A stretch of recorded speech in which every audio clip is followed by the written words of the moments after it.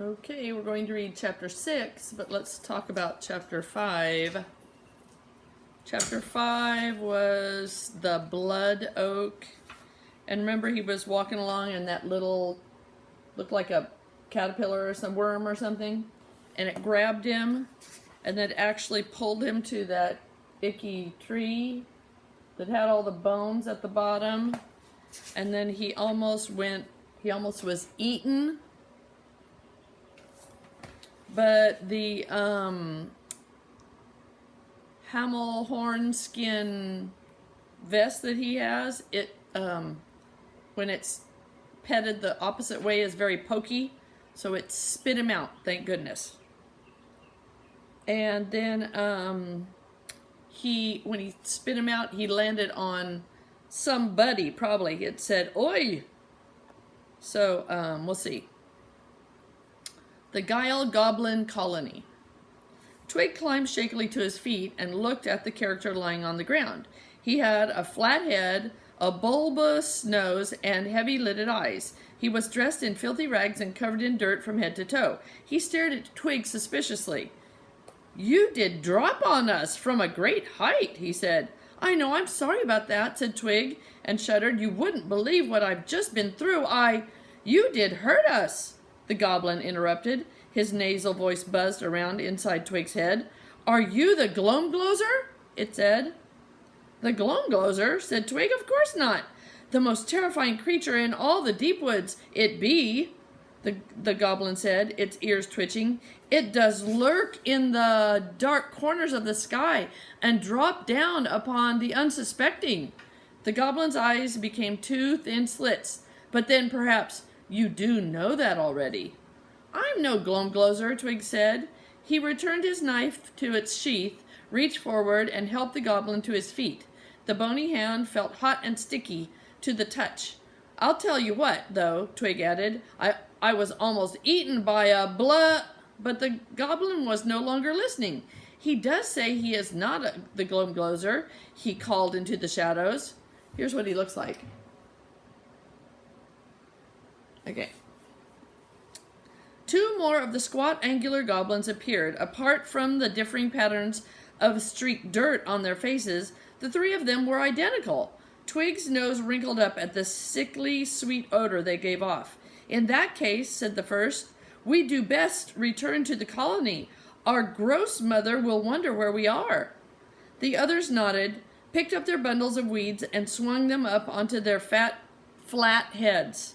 "Wait," Twig cried. "You can't just go. You've got to help me. Come back," he yelled, and sped off after them.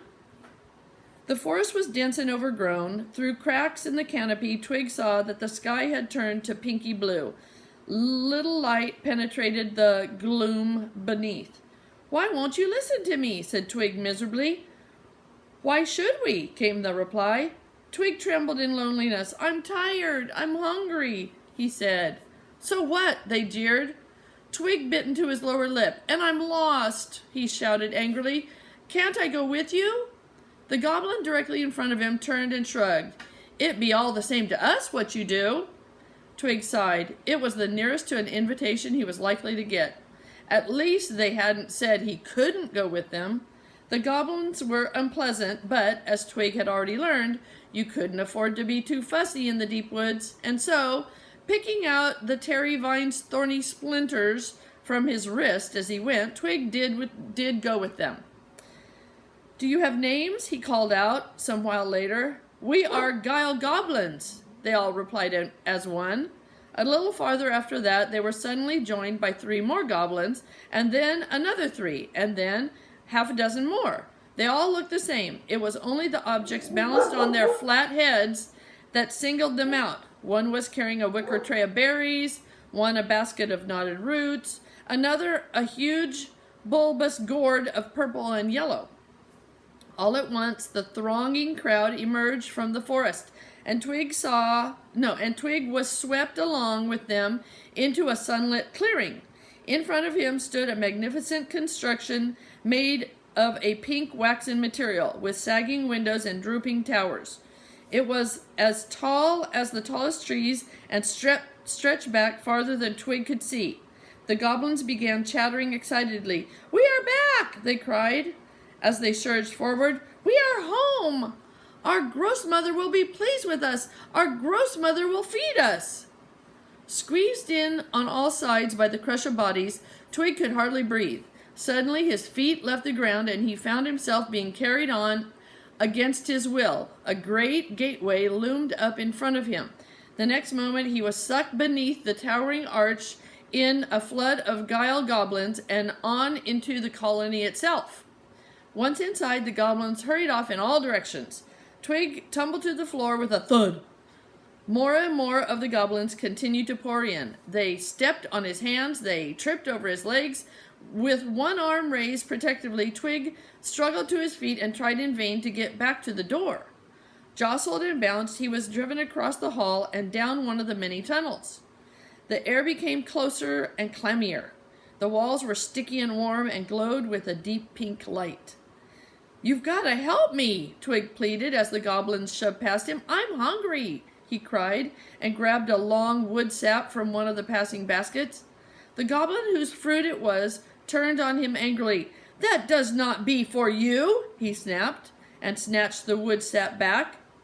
"But I need it," said Twig weakly. The goblin turned his back and was gone. Twig felt anger bubbling up inside him. He was hungry. The goblins had food, yet they wouldn't let him have any. All at once his anger exploded. The goblin with the wood saps hadn't got far. Barging past the others, Twig steadied himself, threw himself at the goblin's ankles, and missed. He sat up dazed. He was lying next to a narrow alcove set back in the wall. It was into this opening that the goblin had darted. Twig smiled grimly as he climbed to his feet. He had the goblin cornered. "You," he yelled. "I want some of that fruit, and I want it now." The red wood saps gleamed in the pink light. Twig could already taste their syrupy flesh on his tongue. "I did tell you once," said the goblin as he swung the basket down off his head. "They do not be for you." And with that he tipped the entire load of wood saps down a hole in the floor. Twig heard them bouncing down a long chute and landing far below with a muffled flaff. Twig stared at the goblin open mouthed. "Why did you do that?" he said, but the goblin left without saying a word. Twig slumped to the floor. "Horrible little beast," he muttered. Others came with their loads of roots, fruits, berries, and leaves. None of them noticed Twig. None of them heard him pleading for something to eat. Eventually Twig fell silent and stared down at the sticky floor. The stream of goblins dwindled. It was only when a latecomer arrived, grumbling to himself about the time, that Twig looked up again. The goblin looked flustered. His hands shook as he tipped his load of succulent yellow tube roots down the hole. "At last," he sighed. "Now for some food." "Food? Food?" The wonderful word echoed around Twig's head. He leaped up and followed the goblin. 2 right turns and a left fork later, Twig found himself in a vast cavernous chamber. It was round and high and domed, and glistening walls and thick pillars like dripping candles. The air was cloying with the familiar sickly sweet smell and sticky on the skin. Although packed, the chamber was quite still. The guile goblins were all staring upward, open-mouthed and wide-eyed. At a point in the very center of the dome ceiling, they were staring at that point. Twig followed their gaze and saw a wide tube slowly descending. Clouds of pink steam billowed out from its end, making the stuffy air more stifling still. The tube came to a halt inches above a trough. The goblins held their breath as one. There was a click and a gurgle, a final puff of steam, and all at once a torrent of thick pink honey poured out of the bottom of the tube and into the trough. Ew. At the sight of the honey, the goblins went wild. Voices were raised, fists flew. Those at the back surged forward, while those at the front fought with each other. They scratched, they scraped, they tore at one another's clothes in a frenzied effort to be the first at the steaming pink honey. Okay, here's a picture. I don't think it tells us much. But I think that's where he went in, and that is a little picture of him. And I think this might be where they go to eat. See the tube right there? And this might be where all the food goes that maybe they make into that pink stuff. I don't know. Okay, let's see here. Once inside the goblin's heart. Okay, we said that already. You've got to help me. Okay.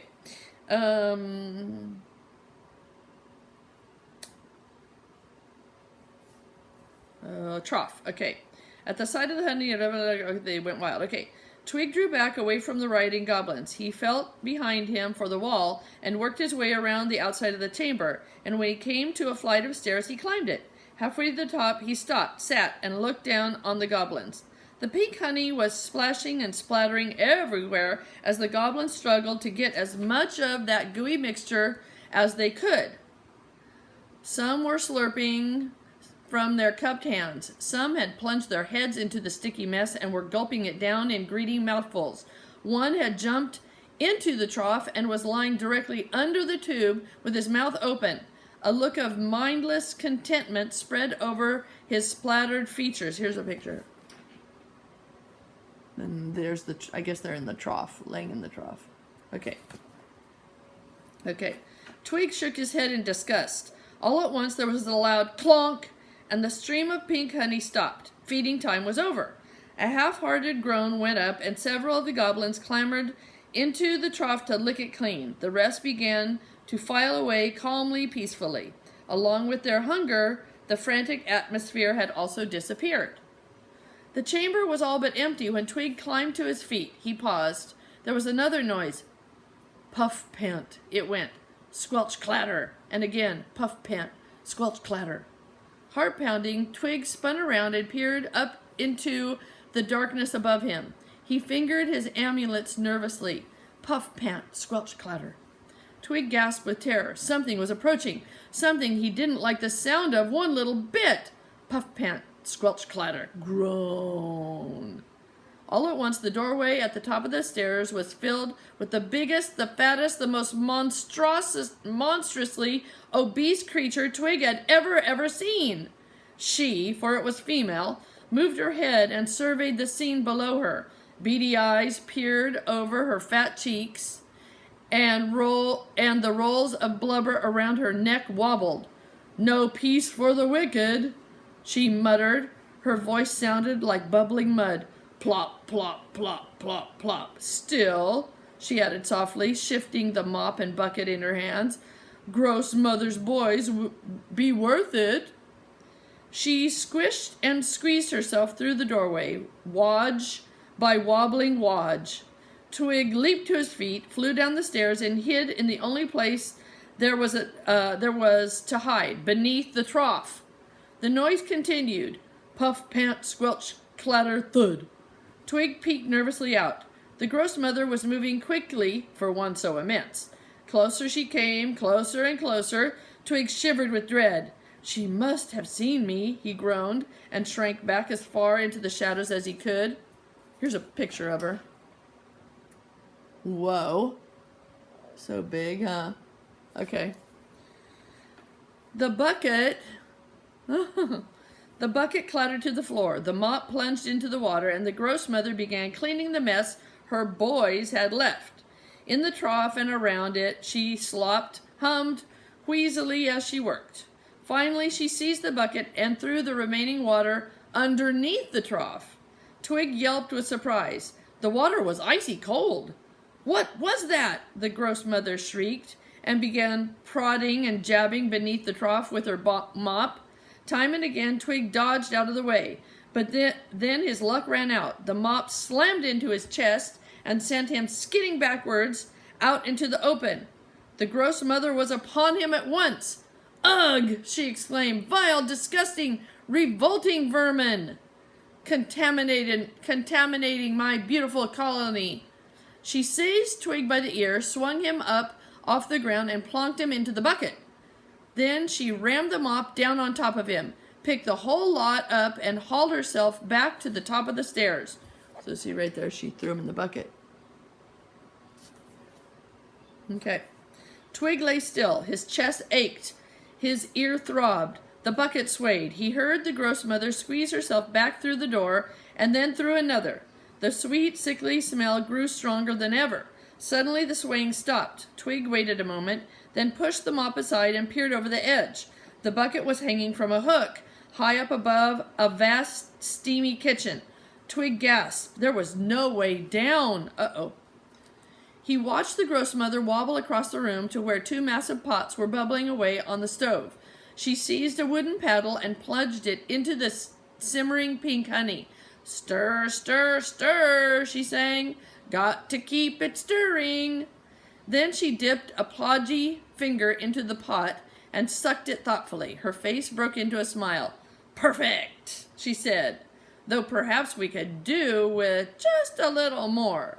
She laid the paddle down and heaved her massive bulk over to a shadowy recess at the back of the kitchen. There, looking out of place next to the cupboards and table, Twig saw a well. The gross mother seized the wooden handle and began turning, when the end of the rope suddenly popped up into view. She looked perplexed. Where's the blooming bucket got to? She muttered. Then she remembered. Ha! She grunted with surprise a moment later as she unhooked the bucket and glanced inside. I did forget to put the rubbish out. Twig stared out of the bucket nervously as the gross mother lumbered back to the sink. What exactly did putting the rubbish out involve? He discovered all too soon as a powerful jet of water, so cold it took his breath away, thundered down onto him. He felt himself spinning round and around as the gross mother swilled the bucket. Whoa! He cried out dizzily. The next moment, the gross mother tipped the bucket up and sloshed the whole lot, twig and all, down the disposal chute. Ah! He screamed as he tumbled over and over, helter-skelter, all the way down to the bottom of the long chute, out and splat onto a warm, soggy mound. So there she is throwing him down